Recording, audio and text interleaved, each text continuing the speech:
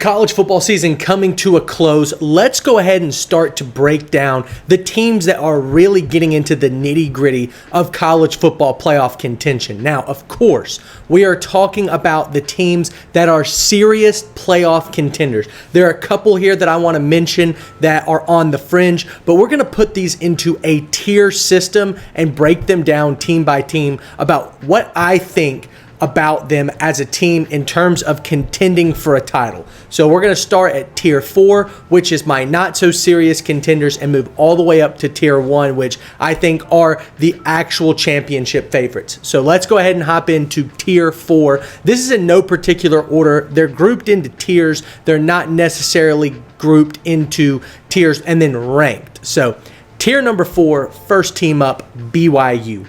Now, this team has done a great job of capitalizing on 50-50 opportunities. I think they're an extremely well-coached team, and they've put all of their success on the field, and they've left it there. A lot of teams leave games beating themselves, and BYU does not do that.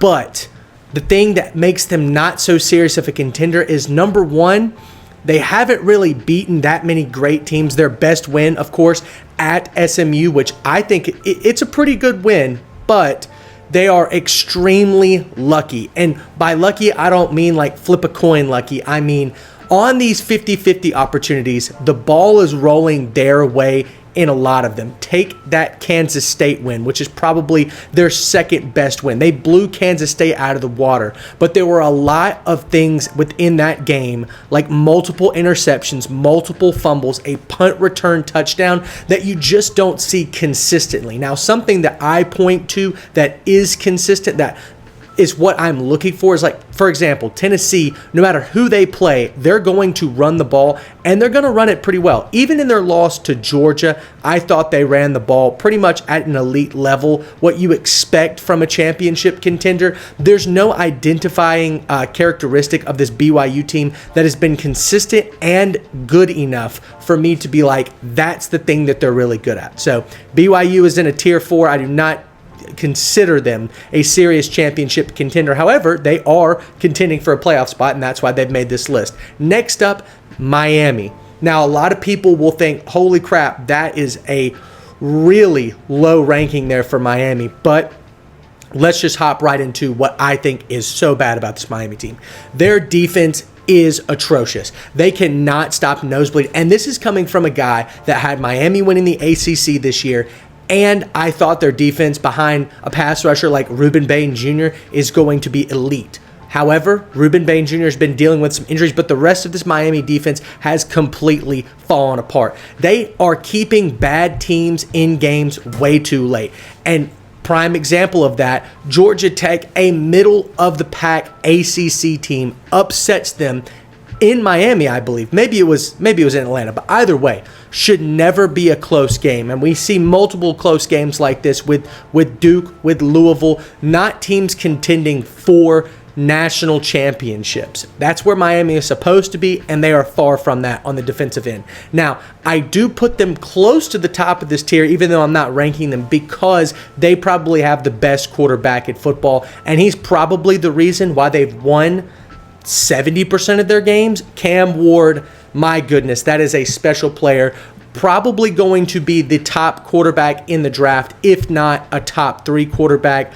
The way he plays football is just unreal to watch. He's so nonchalant, but at the same time lethal, precise, and he doesn't make that many mistakes outside of a fumbling issue, I guess you would like to call it. So he makes good, accurate passes. He can do it at any point on the field, at any point in the game.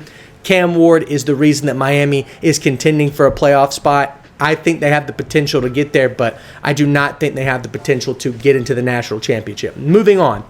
Next team I want to talk about with a phenomenal player, Boise State. They probably have the best offensive player in college football in Ashton Jeanty.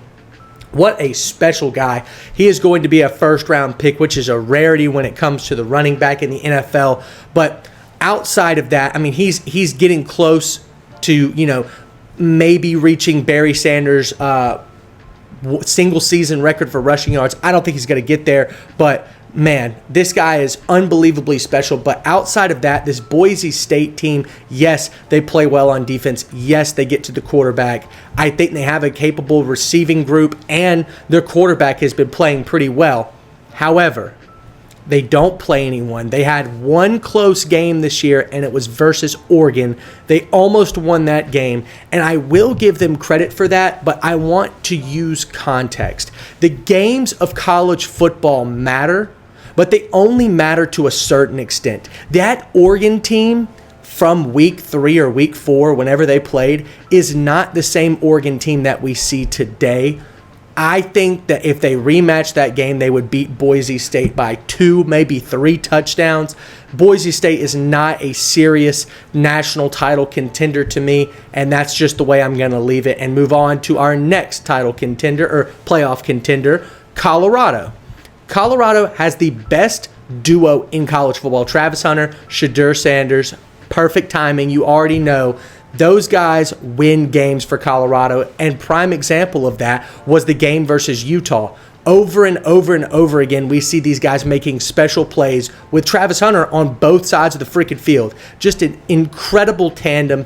Deion Sanders does not get near enough credit for the job that he's done. Yes, I understand the offensive line and the defense have not performed at a national championship level, and that's why I have them here in Tier 4. But the improvements that we've seen throughout this season is just unreal. It's crazy that we're talking about a 1-win team from 2 seasons ago contending for a college football playoff spot. Just unheard of, considering that you had 90-plus transfers in and out, and you have a new coach, you have a new quarterback, a new star player. Just, I can go on and on and on gushing about Colorado, but I will stop there. The main thing I want to talk about is their offensive line and defense has some major holes in them.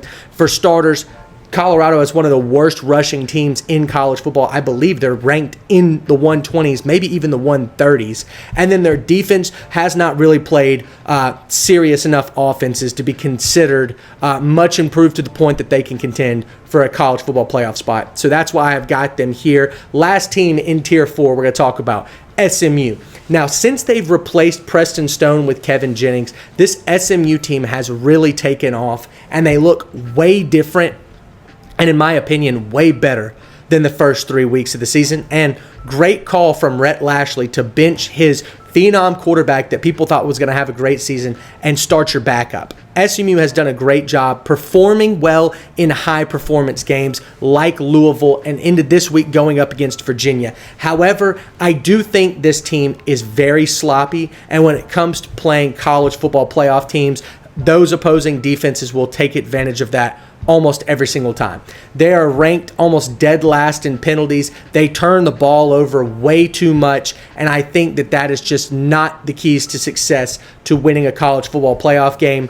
And then to add on to that, their defense is really not capable of stopping a great offense either in the pass game or the run game. So, I mean, you look at other teams in this list like Ole Miss, like Tennessee, Georgia, Alabama, Oregon, Penn State, Ohio State. I mean, you name it. I don't think that SMU is ready to contend on that level. But once again, let's shout out a coach who has been doubted before and probably doubted again. SMU in a new conference without the conference talent that all these other teams have are instant ACC title contenders. I think they have a decent chance of winning the ACC championship game. They're probably going to go up against Miami, and both of those defenses don't really do much. So it's just going to be a shootout of who's the better offense. And Rhett Lashlee is one of the best offensive minds in football. So maybe that game is closer than people think. But shout out to SMU. They're on this tier list. Congratulations, but not a national title contender. Let's move on now. We're going to talk about Tier 3. Now, these are teams that I think can win a college football playoff game, but not necessarily multiple college football playoff games. First up, South Carolina.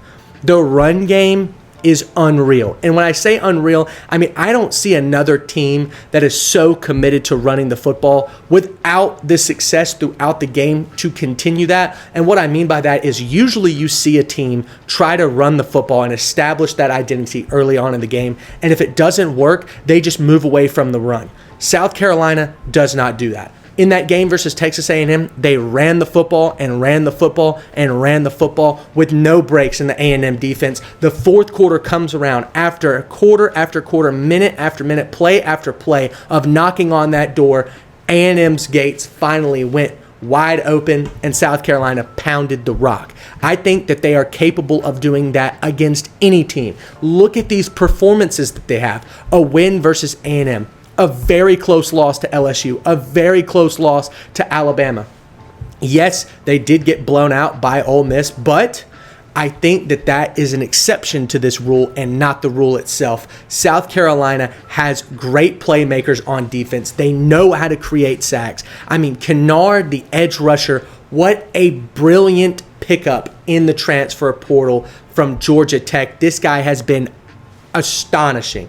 I think they have a freshman phenom on the other edge. Their linebackers do a decent job, but the free safeties or free and strong safeties for this team are great at all levels, including their depth. I think South Carolina has a chance to get into the playoff and win a game.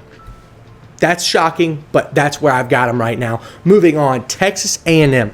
Once they've made the change to Marcel Reed, this Texas A&M team, to me, became different. I made an entire video specifically talking about how Texas A&M could win the SEC, and I still stand by that regardless of that blowout loss to South Carolina. Marcel Reed, he does not bring about an elite offense, but what he does is put defenses on their toes. It is unbelievably hard to stop a dual threat quarterback, especially when you have special playmakers like Le'Veon Moss in the backfield. So I think Texas A&M's offense is capable enough to keep them in games, and then their defense does a great job of pinning its ears back, getting to the quarterback, creating turnovers. We saw this in the LSU game. A&M's offense kept them in the game, and then in the third and fourth quarter, Texas A&M's defense won them that game. And that's what I see from this Aggies team. I think they're special on the defensive side of the football, and they're capable on the offensive side of the football. So I've got them in Tier 3 for those reasons. Next up, we're going to talk about Indiana. Now, I need to see it to believe it. Ohio State is going to be a big test for them. I personally think that they could shock the world and keep it competitive versus Ohio State. Their offense moves at a blistering pace. They're blowing out most of their schedule, but they have had an extremely weak schedule so far. Their best win is probably versus Michigan, and I believe that was at home. They barely won that game 20-15. I'm not so sure I'm a believer in this Indiana team. I put them in Tier 3 out of respect for their coach, Kirk Cignetti. I got to see it to believe it. The offense, like I said, is just unbelievably efficient. I think they're number one in the country in points per play. On the defensive side of the ball, they're top 15 in scoring defense and yards allowed per game. But once again, they're not facing elite offenses. They've played no ranked teams, I believe. And so Indiana's got to prove it to me. That's why I got them here in Tier 3. Tier 3, last one, Texas. Texas, to me, is like Indiana. They have played a very difficult game, though, and they lost at home versus Georgia 30-15. No excuses there. The quarterback play was pretty awful from Quinn Ewers until late in the game. I don't think that this Texas team is capable of going on long stretches without some kind of scare.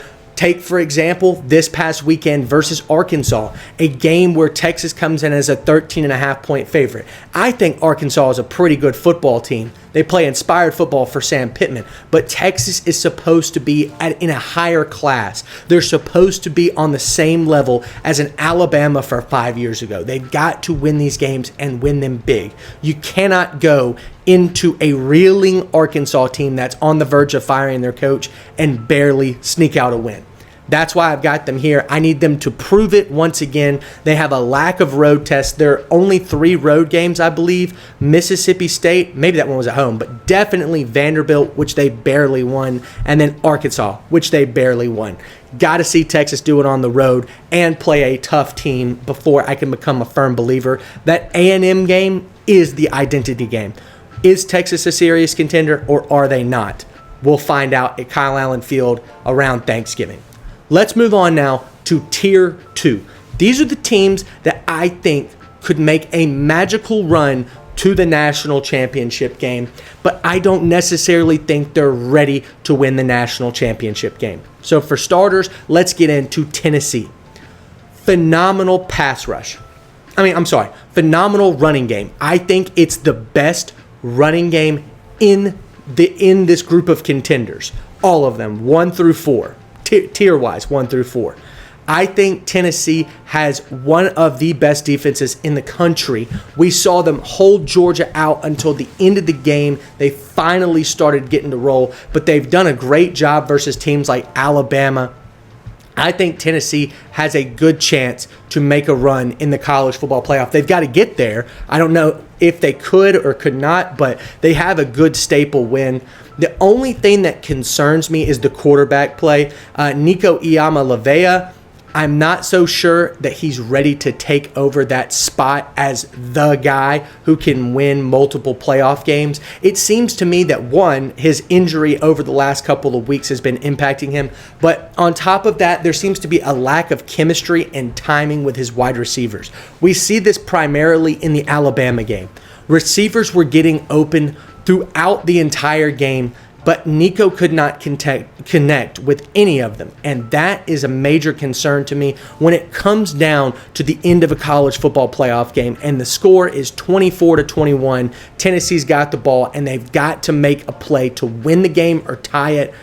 I'm not so sure I'm ready to put the ball in Nico's hands and trust that he can win that game. However, Dylan Sampson and that Tennessee run game can take over and win against any of these teams that I've mentioned before by running the football and dominating them in that way. Once again, I think their defense is very capable. They've done a great job of getting to the line of scrimmage and winning there. They're one of the best defenses against the run. They combat that very well. So I think Tennessee has the chance to win the time of possession battle and win a couple of these college football playoff games. Next up in Tier 2, we've got Ole Miss. Now, to me, I was almost ready to give Tennessee this, but Ole Miss has the best pass rush in college football. I'm not so sure how, because they lost quite a few guys over the last couple of years that have helped with the pass rush, but they're really underrated on defense. And then let's talk about this skill position group. You've got Trey Harris, you've got Watkins, you've got Juice Wells, I believe, is coming back. This group is just unreal talented. The one thing that I think they're missing on offense is Quinshon Judkins, who transferred to Ohio State this offseason. If Ole Miss had them, they would be a complete team to me. The thing that concerns me, though, is a lot of people are really hyped up on Ole Miss right now. We've seen them prove that they're capable of winning big games when they play versus Georgia, but we've seen them lose close games versus LSU, which is not a good loss now, and then versus Kentucky, which is definitely not a good loss, especially considering that it was at home. So I'm not so sure this Ole Miss team can win the playoffs, but I do have them here in Tier 2 because I do think they're capable of beating quite a few teams on this list. Next up, we've got the team that became Ole Miss's staple win, Georgia. Now, this is a team that is never going to get out physical. Out finessed? Maybe. When you look at Georgia and their 2 losses to Ole Miss, to Alabama, you think, what happened there? What happened was Georgia came out of the gates slinging the rock, and it did not pan out. When you look at the Alabama game and they went up like 28-3 or 28-0, Carson Beck was just out there throwing and throwing and throwing. And not only has he not performed well, but this Georgia team simply does not have the weaponry to compete. Take a look at the NFL. Ladd McConkey and Brock Bowers are number 1 and number 3 in rookie receiving yards right now.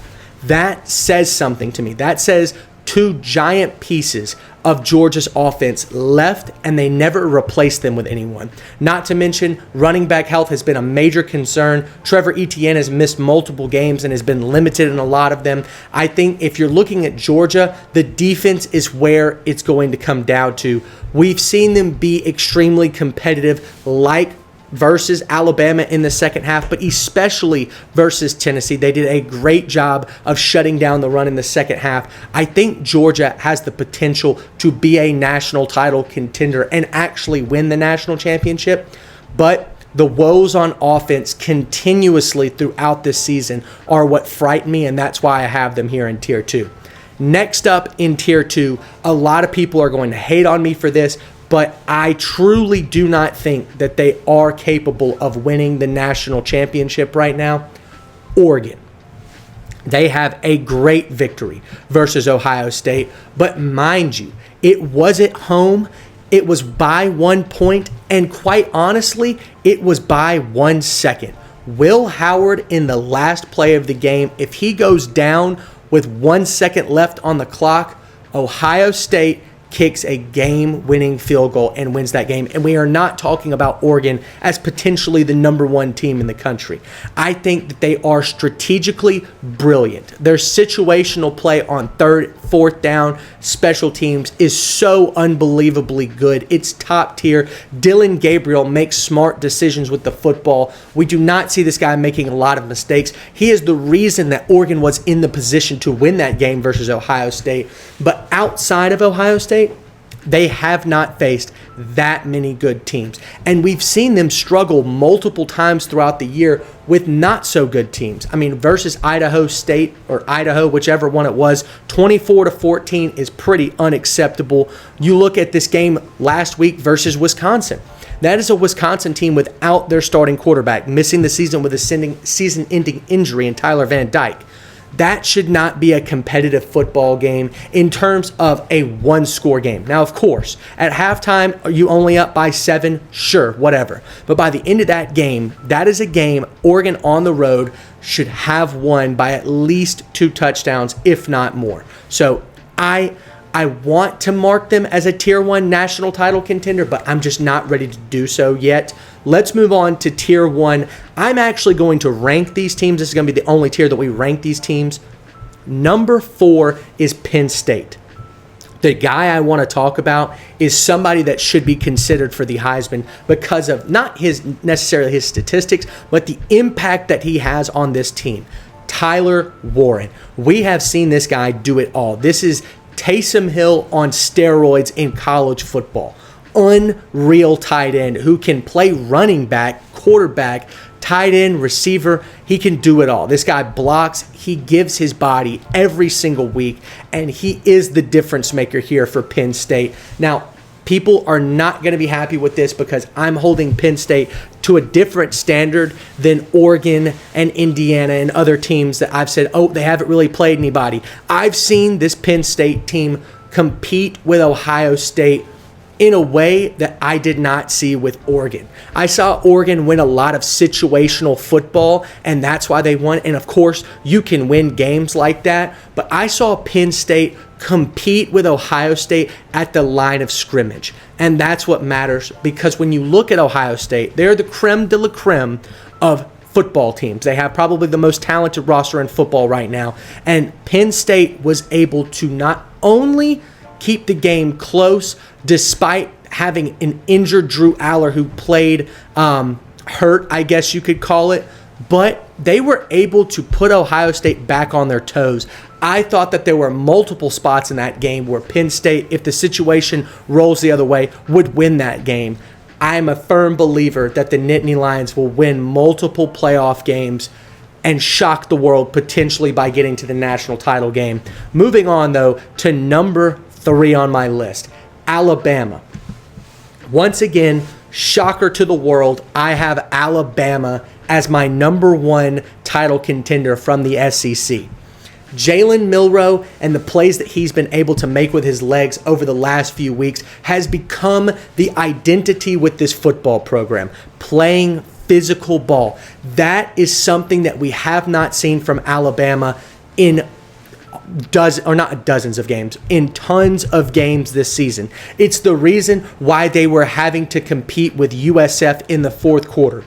Midway through the fourth quarter, they realize it's time to get physical. They do. They dominate the game.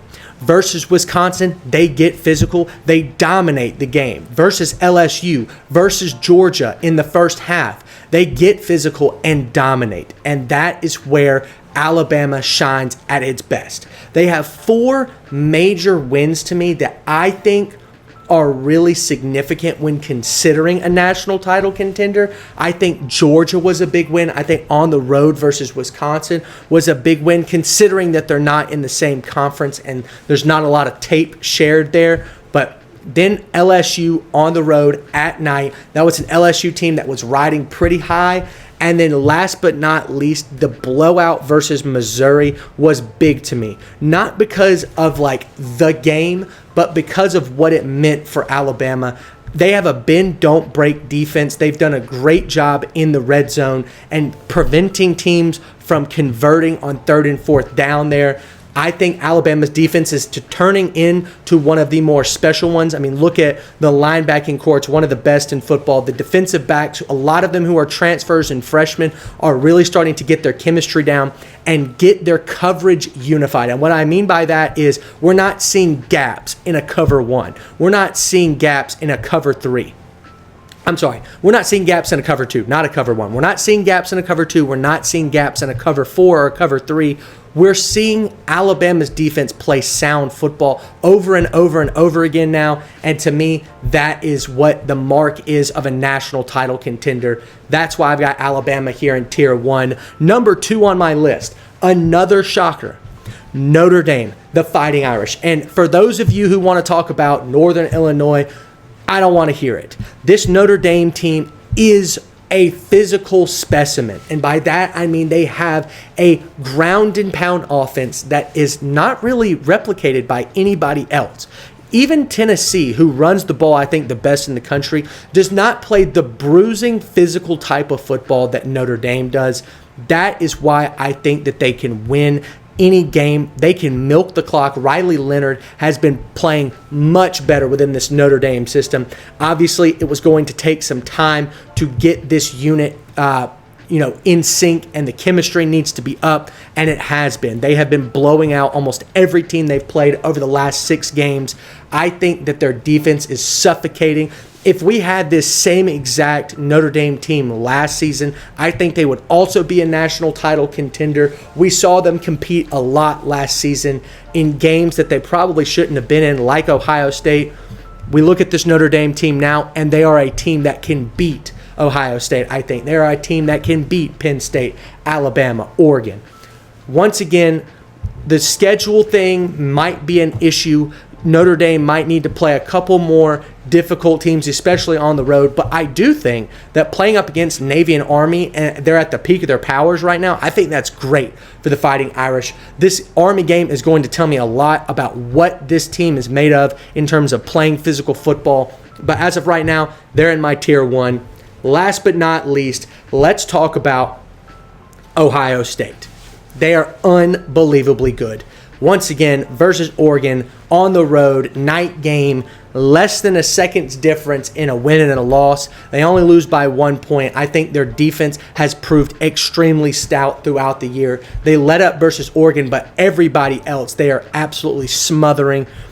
I think opposing offenses have fear struck into their heart by the end of the first quarter. Their offense, however, has been a little slow to start sometimes. That's all right, though, because they have a ton of playmakers, including probably the best backfield in college football. And by that, I'm talking about the running back duo of Travion Henderson and Quinshon Judkins. I mean, if you were to recreate the Reggie Bush days, the Thunder and Lightning duo, this is the one. Ohio State has not only an elite passing offense, they have a great run game. Their defense is amazing, unbelievably talented in the secondary, linebackers, and defensive line. Lots of returning seniors who have played lots of college football playoff type games. The experience, the well-roundedness, and the talent are all what get me to the conclusion of Ohio State being the number 1 college football playoff contender. Of course, I want to see what they're made of versus Indiana. If they can go in and blow the doors off of the Hoosiers, then I will 1,000% keep them here at number 1. But that's going to do it for my tiers list. I think there's only about 4, maybe 5 teams if you want to include Oregon or Georgia that can contend all the way through to a national title victory. But that's going to do it for this episode. Thank you so much for watching, and we will see you next time.